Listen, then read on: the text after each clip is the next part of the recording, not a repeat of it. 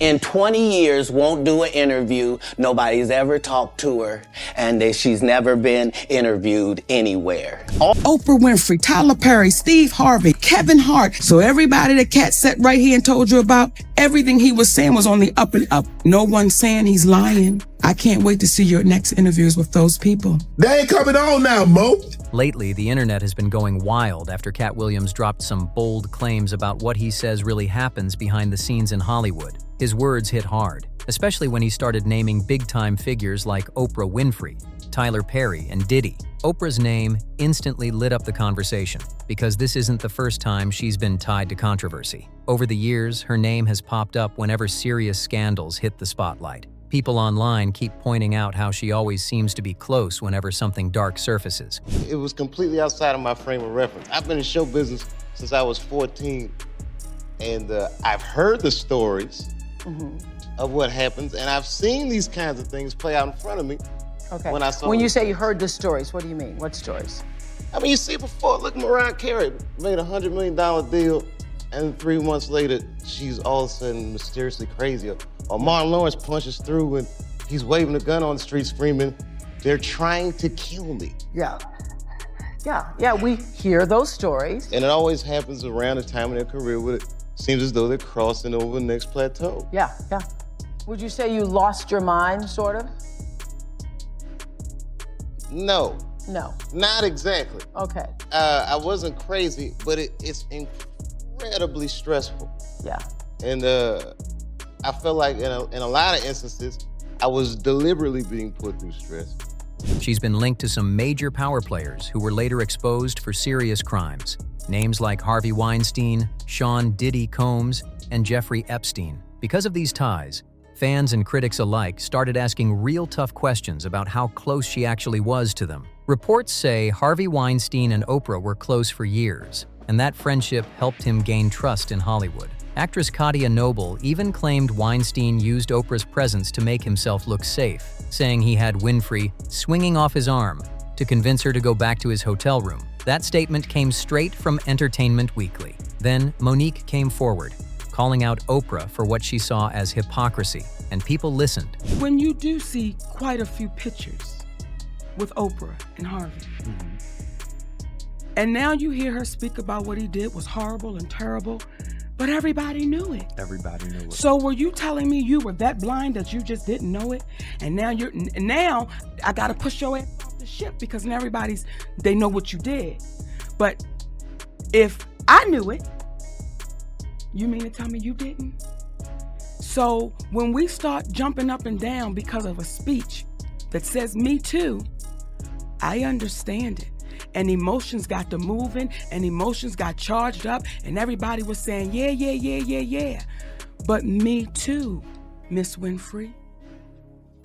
Because when you'll sit back and you'll let your silence said everything. I'll watch you drown, and I won't say anything. But then I'll get up on a stage in front of the world, and I'll say, speak out and speak your truth. When Weinstein's crimes hit the headlines, Oprah was quick to distance herself from him, but she never really talked about how deep that friendship went. Instead, she dropped a statement that many felt shifted the spotlight away from him. She told CBS News, "If we make this just about Harvey Weinstein, then we will have lost this moment." That line didn't sit right with everyone.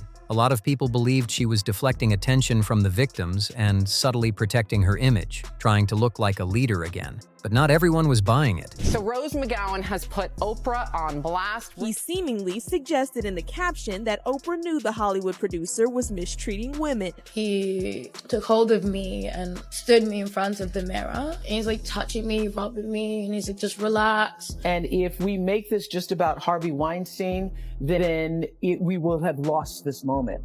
Oprah Winfrey will do anything to defend her powerful friends, even when her friends, like Harvey Weinstein, are complete monsters. She was there while he took advantage of hundreds of women. Harvey even used his friendship with Oprah to trap victims. But Oprah didn't stop it, and she sat on the sidelines and maybe even provided Harvey with additional victims. This is a sick situation and a twisted friendship. So let's get into it. Oprah Winfrey has built a reputation for herself, but it hasn't been able to withstand the test of time. And that's her own fault because her behavior does not align with what she preaches. And today I want to talk a little bit about Harvey Weinstein. I feel like that name is so triggering because he's essentially what kicked off the Me Too movement, because he's a sick man that Oprah, for whatever reason, continues to support. And it's because these two go way back in time. They've had a professional relationship that stretches back 2 decades. There are many photos of her kissing and hugging Harvey Weinstein at ceremonies and events. Weinstein wasn't the only troubling name tied to Oprah. Not even close. Reports claim she's been spotted at Diddy's infamous parties, and shockingly, her name appears 5 times in documents connected to the Epstein trial. That's got people talking nonstop, wondering why Oprah always seems to be surrounded by powerful men who later end up exposed for awful things. Trump has released a book where he's published letters that he's received over the years. One of your letters is front and center. I heard about that. Okay, back in 2000, you wrote him, "Too bad we're not running for office. What a team." I think he'd written a book and said that he wanted me to be his running mate. If he decided to run. If he decided to run. And when I heard that this letter is now going to be a part of a book, I thought, oh, wasn't that nice of me to write a note?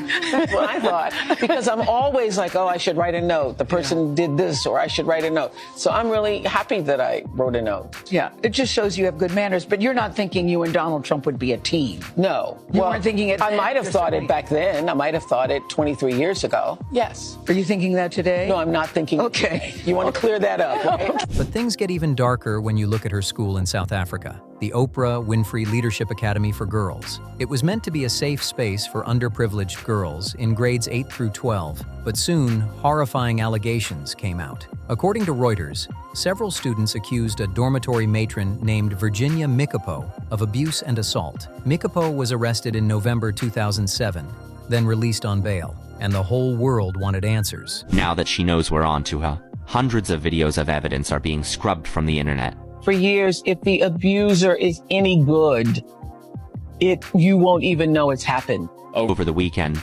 hundreds of mutilated child corpses have been uncovered at Oprah Winfrey's elite-funded school for girls in Africa. Authorities believe the victims were part of ritualistic sacrifices and human trafficking. What was advertised globally as a transformational academy for disadvantaged African girls has now become the center for an unfolding horror story. In a dense stretch of forest near the grounds of Oprah Winfrey's South African school, local police and humanitarian volunteers uncovered a mass unmarked gravesite filled with the mutilated bodies of over 300 children. Many of the skeletal remains showed signs of ritualistic markings, incisions, and post-mortem abuse. Officials working the case were quoted as saying, "These are not natural deaths. These are not accidents." Forensic teams described repeated trauma patterns consistent with sacrificial rites, not warfare or disease. Some remains were missing vital organs, while others were bound, beheaded, or dismembered with surgical precision. Then came another bombshell. Oprah got hit with a lawsuit from the school's headmistress, Ms. Vuza. She claimed Oprah defamed her by suggesting she helped cover up what happened at the academy. CNN reported that the case never reached trial, as it was quietly settled behind closed doors. And just when people thought it was over, it wasn't. Rumors started spreading online that some girls from the academy had gone missing. Sparking a wave of fear and suspicion, old clips began resurfacing of Oprah, acting strange and unsettling whenever the topic of inappropriate behavior came up, and fans couldn't ignore it anymore. Oprah shuts down sex trafficking arrest rumors. The media mogul takes to Twitter to respond to awful rumors stating she had been arrested. After finding out her name was trending on social media, she decided to address the rumors.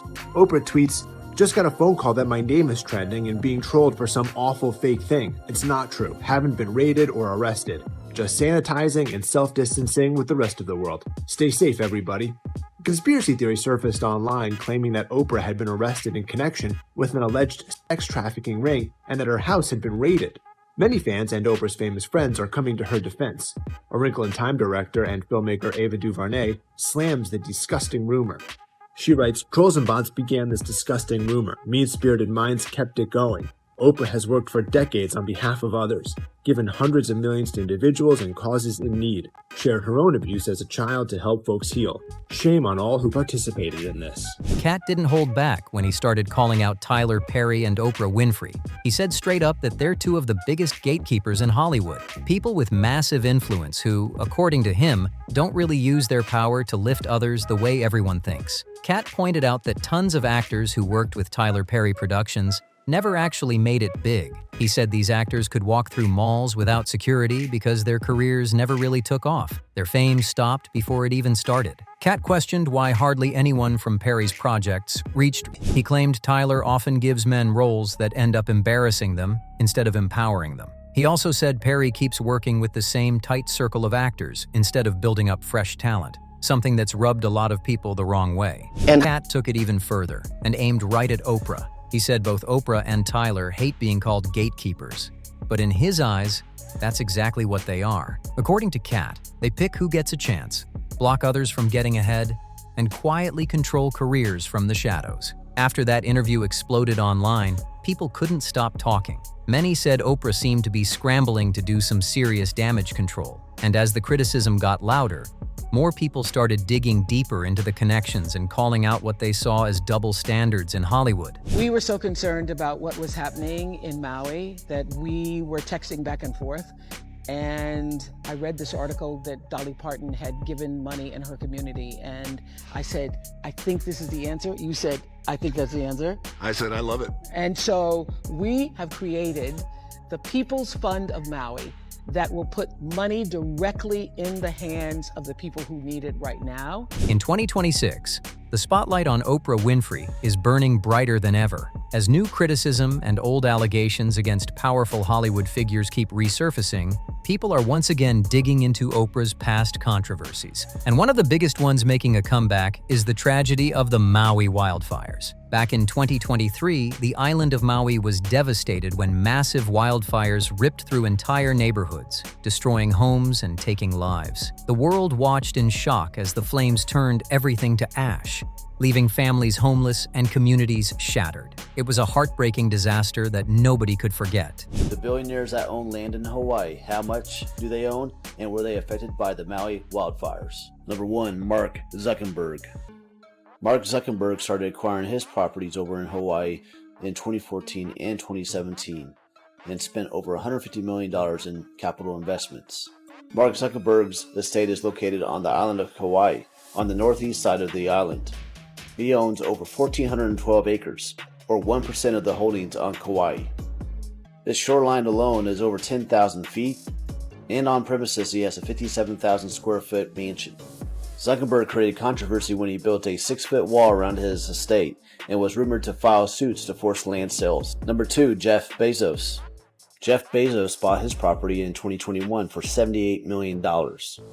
His property is located on the island of Maui, the most southern area, surrounded by public lands, lava tubes, and is a total of 14 acres, 10,000 square feet of homes, and is one of the highest priced estates for its size. Number 3, Oprah Winfrey. Oprah Winfrey has been a part-time resident of Hawaii for over 15 years. Her estate is located on the island of Maui, south of Kula. Many reports state she owns around 1,000 acres, but based off tax records and research, it is over 2,300 acres. She recently purchased 870 acres of that 2,300 acres. These estates' proximity to the Maui wildfires. The wildfires affected over 16,000 acres and are highlighted in red.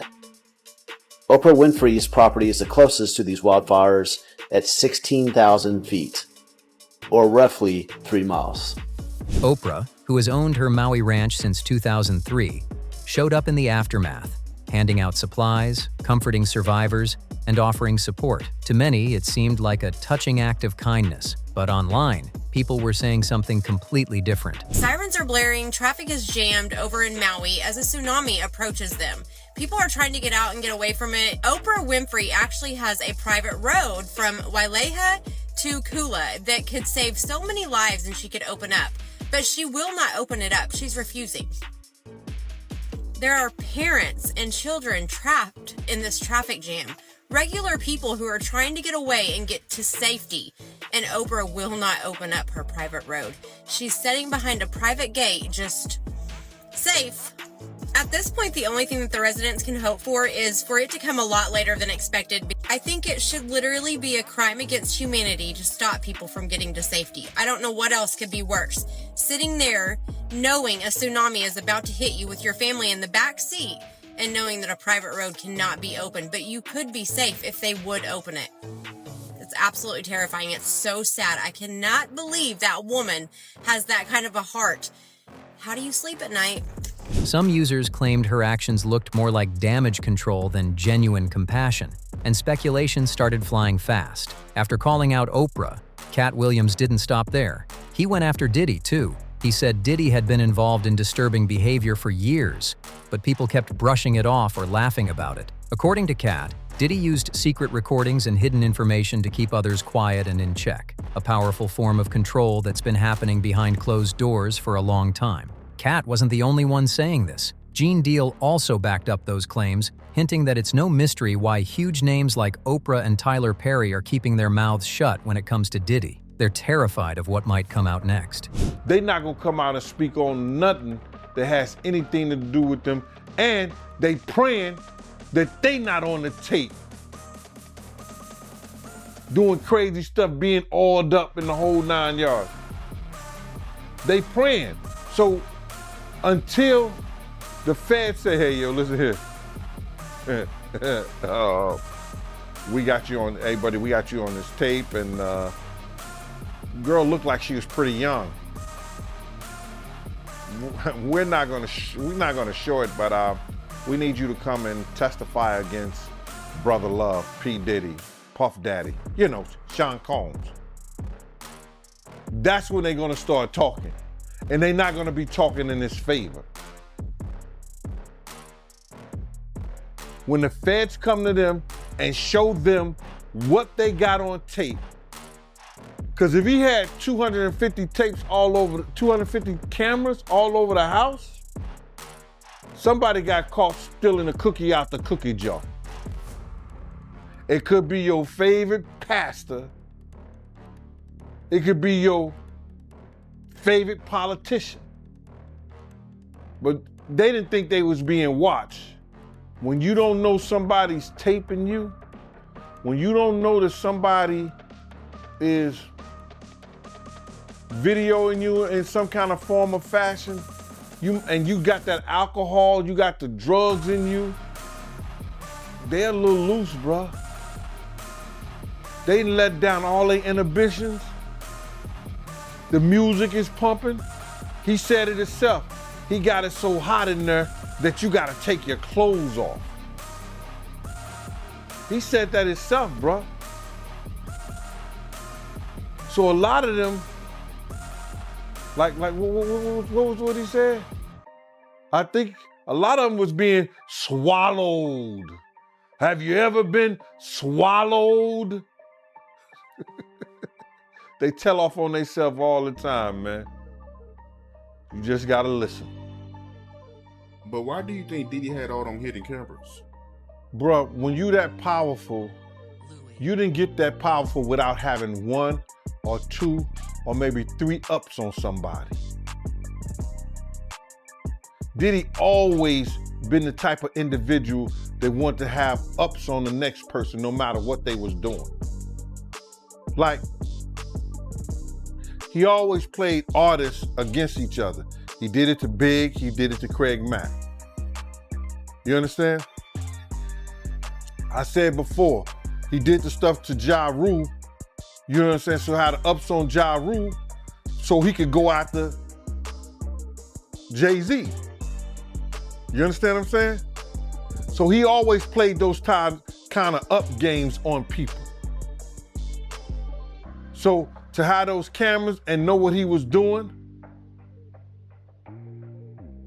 it's gonna give him the ups on everybody who came to that party. After Cassie filed her explosive lawsuit against Diddy, the internet went into overdrive. People immediately started pulling up Katt Williams' old interviews, and suddenly, everything he'd been saying didn't sound so crazy anymore. Cassie's lawsuit painted a dark picture.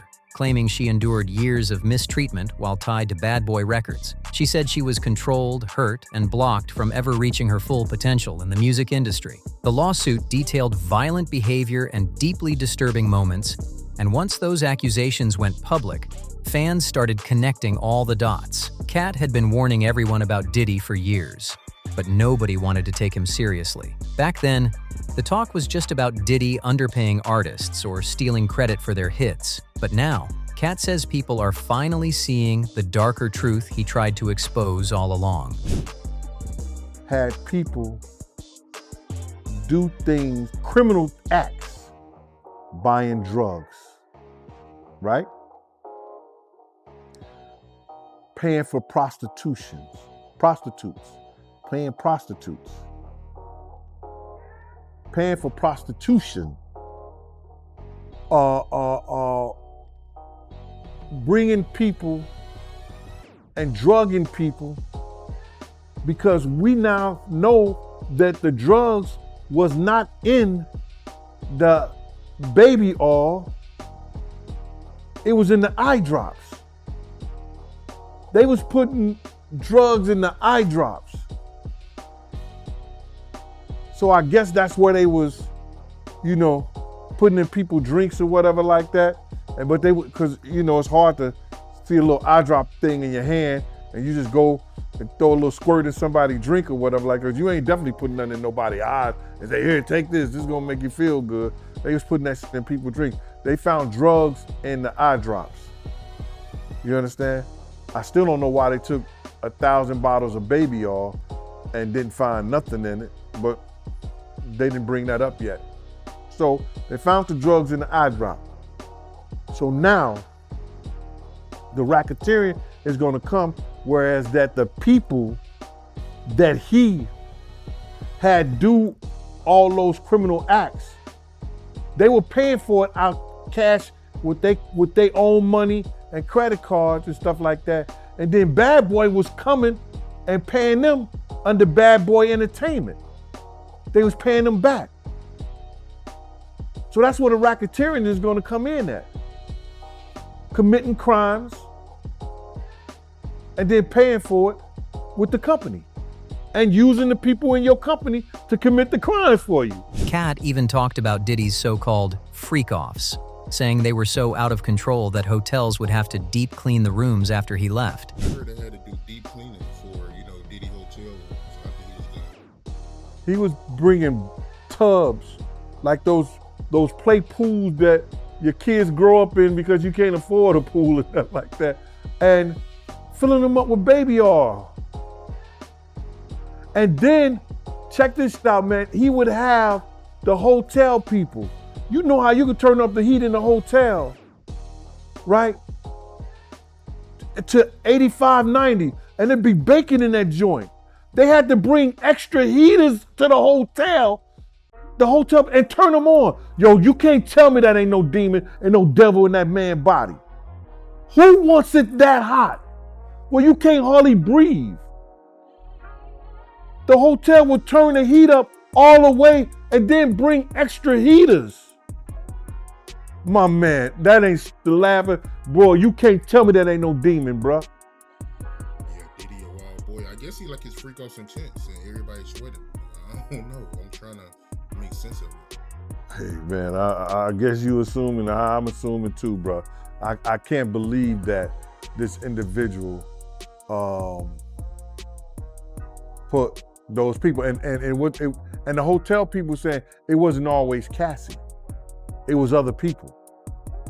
They said it wasn't always Cassie, it was different people. And they also said it wasn't always Diddy under that Bad Boy company that was doing the freak-offs. And you had to go through his personal assistant. The details shocked everyone, but Katt insisted that this kind of thing wasn't new. It had just been ignored for too long. And he's not the only one who's spoken up. Former bodyguard Gene Deal has been sharing stories for years, claiming that everyone in the industry already knew about Diddy's questionable behavior. Gene said there was even a time he was told to guard a door, only to later see Diddy and another man run out unclothed. He also claimed Diddy once talked openly about disturbing plans involving artists from Danity Kane, including allegedly wanting to control their image in uncomfortable ways. I think Danity Kane. I think a couple of them didn't sign it. And boy, oh boy, they probably gonna go after him too. Cause I heard him, and I'm giving you this, Aubrey. He stood up there and he said in front of a lot of people, we were in the studio, and I said something to him and walked out the studio. He said, yo, I'ma drug their ass off and pick them up and pimp them out to my nigga. He said, I'ma drug them out. I'm gonna get them all on drugs, and I'm gonna pimp their ass out to my nigga. I was like, them somebody kids, and walked out.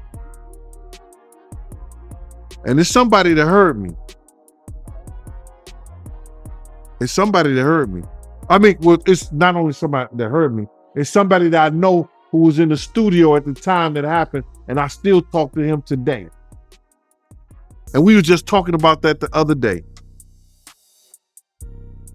He done moved back to Indiana. I don't know why. I'm gonna give you that one. He said he's gonna drug them all out and pimp them out. As the noise around Diddy's alleged actions keeps getting louder, the spotlight on Oprah and Tyler Perry hasn't dimmed one bit. People online are digging deeper than ever, connecting dots between Hollywood's most powerful circles and asking why the same names keep showing up whenever dark secrets come to light. Social media is flooded with clips, interviews, and leaked files that fans say prove how far the control in the entertainment world really goes. Many believe that figures like Oprah and Tyler don't just run their own empires, they help decide who gets to rise and who gets shut out. And after Katt Williams' explosive interview, even longtime supporters started questioning what really happens behind those private gates and exclusive events. The tension only grew when new claims surfaced, suggesting certain celebrity friendships might have been built on silence, favors exchanged for loyalty. Fans began calling out how some stars who once praised Diddy, Oprah, and Tyler suddenly went quiet once the scandals resurfaced. It felt like everyone was protecting each other, while the truth stayed buried. Then came a new twist. Rumors that some of these same insiders were trying to erase old footage and interviews, linking them to controversial figures. Internet detectives moved fast, digging up deleted clips and archived posts, sharing them across platforms before they could disappear. The more people tried to hide, the louder the internet shouted. Now, the question everyone's asking is clear. How deep does this web of power really go? With new voices coming forward every week, it feels like Hollywood's shiny image is starting to crack wide open, and fans are no longer willing to look away. There was another major scandal tied to Oprah, this time involving a man called John of God, a so-called spiritual healer from Brazil. Oprah featured him on her show years ago, and that moment helped turn him into an international sensation. But later, shocking allegations surfaced. He was accused of abusing people who came to him seeking healing. That revelation stunned the world, and people started asking tough questions about how someone like him gained such massive exposure through Oprah's platform. Oprah's former faith healer, known as John the God, was sentenced to an additional 99 years. Back in 2018, several women came forward. And he still to this day denies all the allegations, but let's see what this man has done. Guilty for SAing and abusing over 600 women and young girls. I can't even read this. He also ran a baby trafficking operation where newborn children were sold to childless couples. It is reported that these girls were held captive in Brazilian farms where they were forced to produce babies before being unalived after 10 years of giving birth. And activists said there were women from Europe, the USA, and Australia who bought Brazilian babies for as much as $50,000. I get goosey bumps, and not the good kind of goosebump chills when I read things like that, because a lot of the comments under the section on Twitter are saying, she knew. She knew. And how do you think she became so untouchable and so When Katt Williams was asked if he's afraid of being blackballed again, he didn't flinch for a second. He said he doesn't care, because speaking truth matters more than protecting himself, and he's proving it with every word he says. Katt Williams has made it clear he's not backing down, no matter who it upsets. If you made it this far, don't forget to like, subscribe, share, and drop a comment with your thoughts. We want to hear what you think about all this. See you in the next one.